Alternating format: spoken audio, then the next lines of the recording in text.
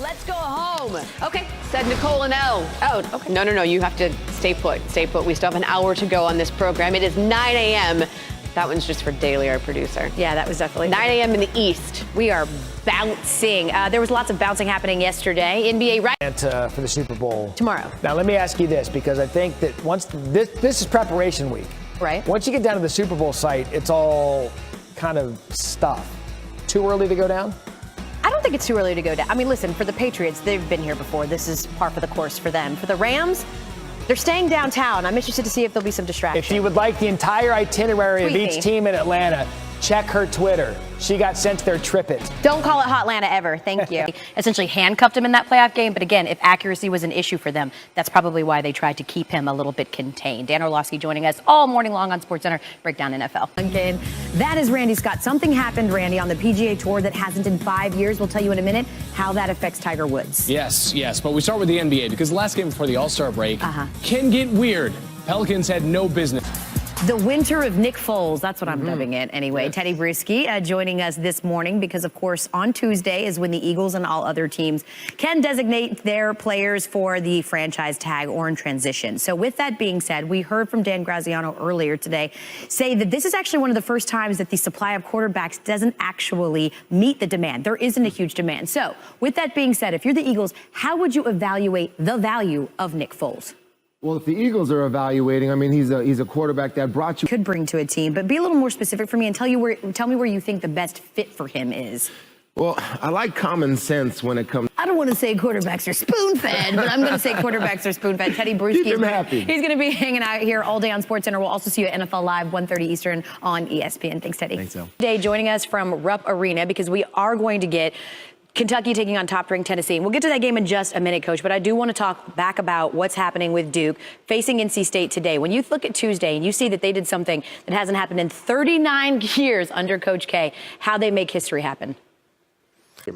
They certainly were, which is why it's funny that we're going from a team that has absolutely been dominated by freshmen to a Tennessee team that is the top-ranked team in the country and hasn't had a single point from a freshman this season. Take that one and done. But they'll, of course, face a pretty tough conference opponent in Kentucky. So I want you to strap your coaching hat back on, Coach, and give me the pregame speech from both coaches to your team. By the way, Coach also gave Are you fired up, Elle? I'm very fired up. Well, I'm fired up because checking. You gave a pregame speech to Jay Will yesterday, your game day colleague ahead of the All-Star Celebrity Game. We're actually going to talk to Jay Will. We'll see your pregame speech. That's coming up. College Game Day and the rest of the crew, 11 a.m. Eastern right here on ESPN. Thanks, Coach.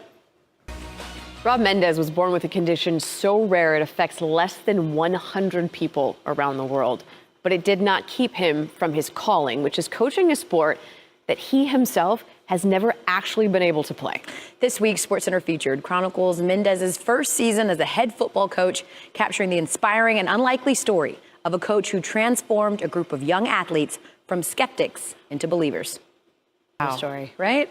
So while several schools recently notified Mendez of varsity head coaching openings, he has decided to not interview for them. Mendez says he's unfinished business with his JV team at Prospect. Absolutely amazing. For more on his journey, head to ESPN Plus for the full documentary, which is streaming now. You can also read Wayne Dre's profile on Mendez Monday on ESPN.com, and then ESPN, the magazine, has an even further in-depth look at his journey. That DeAndre Jordan face, that's some of the best dunks of all time, paving the way for a new generation of rim stuffers. Thanks to Will, straight off of the All-Star Celebrity Game. We will get into that in just a minute. But, of course, we've got Tennessee looking to extend their franchise record or their program record 19-game win streak. What matchup are you looking forward to in this one? It's the matchup of the big. This is a matchup of ideas as well, right? You've got Coach Cal and his one-and-done show taking on a Tennessee team that hasn't had a single point from a freshman all year long. That, of course, is coming up, as is College Game Day. However, let's give the good people what they want. Yesterday, Jay Will in Charlotte in the Celebrity Game, and he got a little bit of a pep talk from his coach and colleague, Seth Greenberg. So for Quavo to say, I don't want to guard famous Los, I want to guard Jay Williams. Did that not hurt a little bit? No. There's nothing that Quavo could say that can hurt my confidence. Trust me. I'm on TV With all all due the respect to Quavo, I love it. At 20 years old and just 55 games into his NBA career, Luka Doncic has already made a huge impact on the association. From the small European nation of Slovenia to squaring up with the game's elite, Cool Hand Luka sat down with our Rachel Nichols to talk about his transition to the NBA and his new teammate, Kristaps Porzingis. Friday at SportsCenter AM. Elle and Matt started your weekend with some sports. We hope that this A block throughout the morning is better than Tiger's first tee shot yesterday. Oh, okay. Twice. History in Mexico is coming up. Janae Wunke is here as well because we have actual NBA games to recap, but we're going to start out. That's the type of game he has, the type of personality he has in our game. Nobody can replace that. They have to do a bunch of different things better. And in Syracuse, those are the key areas they're going to need to improve to get a win. Remember, they lost to Cuse. They did. In Dukes. They got to improve those things on the road to the Carrier Dome. Speaking of the shoe, Paul George is now on the defense because they were the Paul George, right? I would be too, man. He's like, I don't know what happened. He's on the case, though. He's looking into it. He is looking into it, so we're all good. Dallin Cuff is joining us here all day on SportsCenter to break down college hoops. Yeah.